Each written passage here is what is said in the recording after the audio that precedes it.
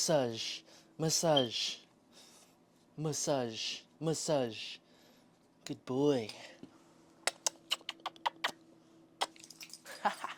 What's good, Game Squad, Games Team, Games fam? Welcome back to another video. Today's video, I'm gonna be going over a lower body workout that I did and filmed this past week. So yeah, let's just get straight into it. All right, so I'm gonna be critiquing this lower body workout and just kind of talking over it as it goes through. I know I haven't posted in since January, so since then I've been trying to acquire a new skill of jump roping. So I've gotten way better. As you can see, I'm doing like double unders.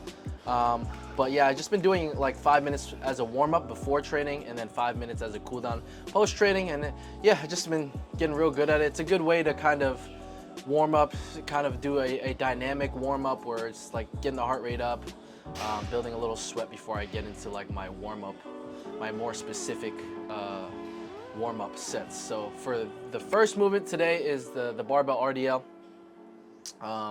Like I said, I do the jump rope and then I get into like my actual more specific warm-up. So usually I'll do like 3 to 4 warm-up sets. Hey, I know that girl in the back. That's Ronette. I didn't even realize she was in there. But yeah, that's the girl that got me into this gym actually. So shout out to her. But yeah, like I said,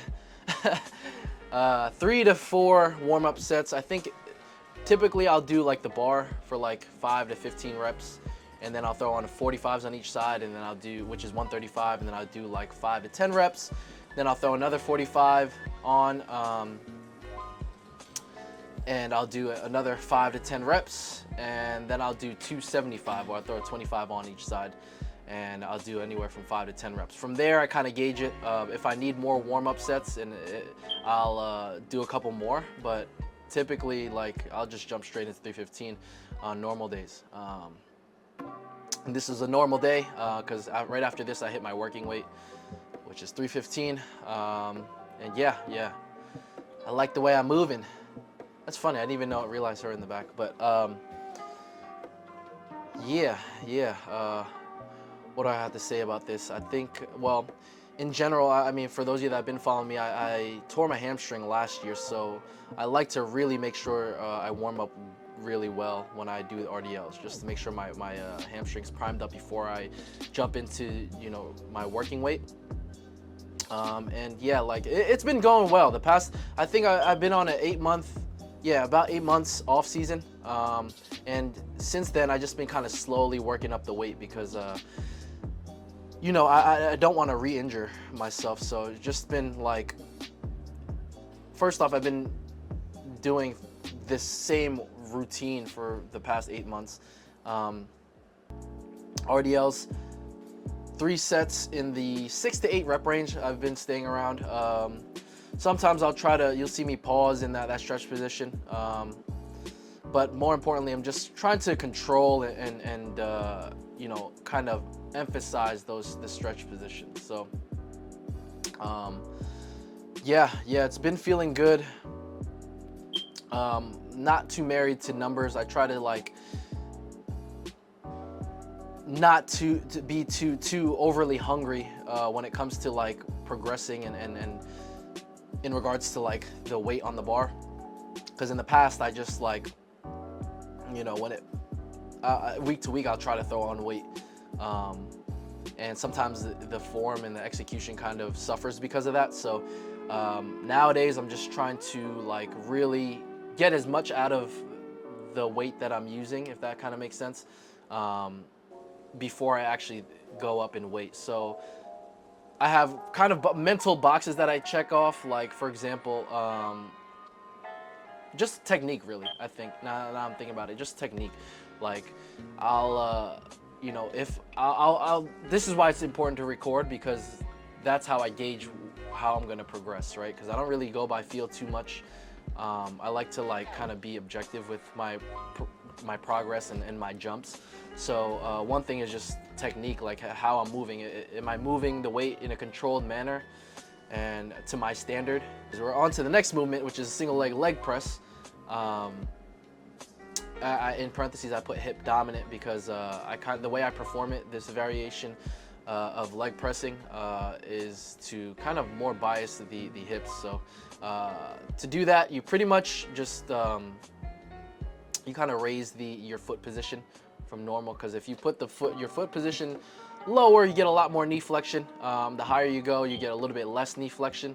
And in this particular variation, we're trying to get less knee flexion, so we can kind of bias more hip movement, hip drive on this leg press.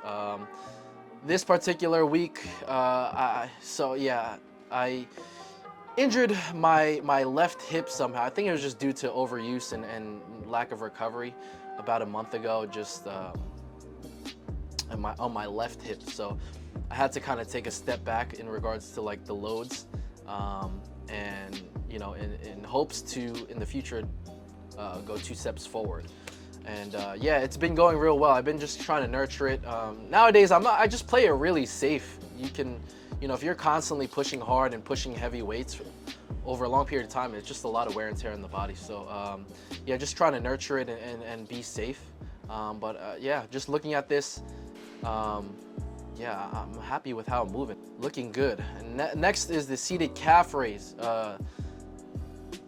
Oh, by the way, for the single leg press, I was doing 3 sets and 8 to 10 reps. But yeah, next is the seated calf raise. This one is same rep range, same set range, 3 sets in the 8 to 10 rep range. Doing 345 plates on each on the machine, on the Cybex more specifically, because there are a few other seated leg press machines at my gym. But this is the best one that I think it just feels good. Like the pads feel good, just feels fluid. So I just been sticking with the Cybex. Cybex is a real good brand. So if your gym has that, definitely give those machines a try. And you'll see I was doing 2-second holds in the stretch position. I think that's going to be a theme you'll see a lot in my training, is just exploring and emphasizing those stretch positions on every movement. So that's what I've been really trying to just lock down on. I think the past couple of years, Berto, my coach, if you guys don't know, I'm coached by 3DMJ, Alberto Nunez. He programs everything for me. So yeah, the past 2 years, we've been like kind of dabbling in those lengthened partials and just training in the stretch positions and just really emphasizing that. And you'll see that as a theme in a lot of my training. So next is the single leg extension. This is, I think, 2 to 3 sets in the 6 to 10 rep range. This is another one where, you know, I really had to like check my ego with the weights, because I used to fucking almost stack this machine.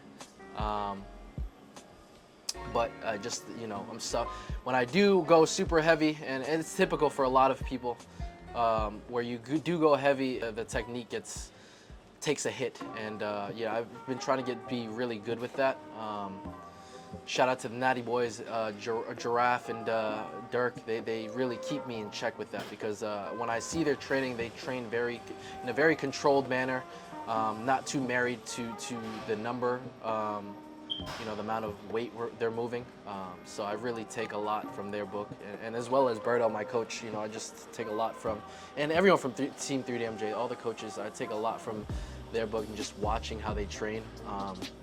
And a lot of it is just in a controlled manner. It's not really getting married to how much weight is being moved, and more so putting technique and execution to that forefront before we even think about like how much weight is being moved, right? Because you can really progress with just not even moving heavy weight, right? You can move relatively lightweight, or what people might think is light, and still make good progress and hypertrophy the muscle and create good stimulus in the muscle to grow.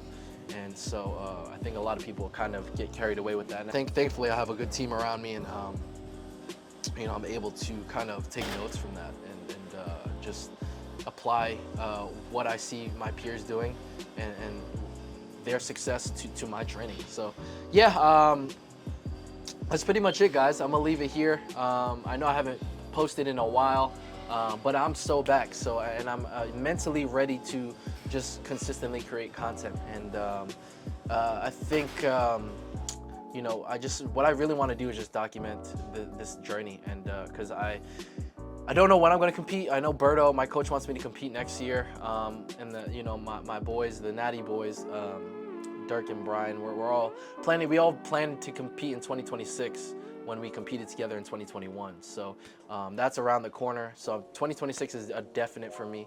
Looking forward to that. Next year is a maybe, but I'm saying all that to say the goal is to get that WNBF pro card. For those of you that don't know, WNBF is the in my opinion, the top notch, the best natural bodybuilding league there is. So trying to get the pro card in there and meet with my boys. The goal is 2026 World's Pro Stage, bantamweight division, bantamweight lightweight division with my boys, and that's always been the goal. So yeah, I want to document that journey. Stay tuned for more, y'all. Hope you guys enjoyed this video. If you guys have not subscribed to the channel, join the Gains fam by subscribing to the channel right now. Like the video, and if you have any comments, comment down below. Tell me what you guys want to see, what kind of content you guys are interested in, and rate my jump roping skills 1 to 10 in the comments down below right now. Wayne Gaines, we're back.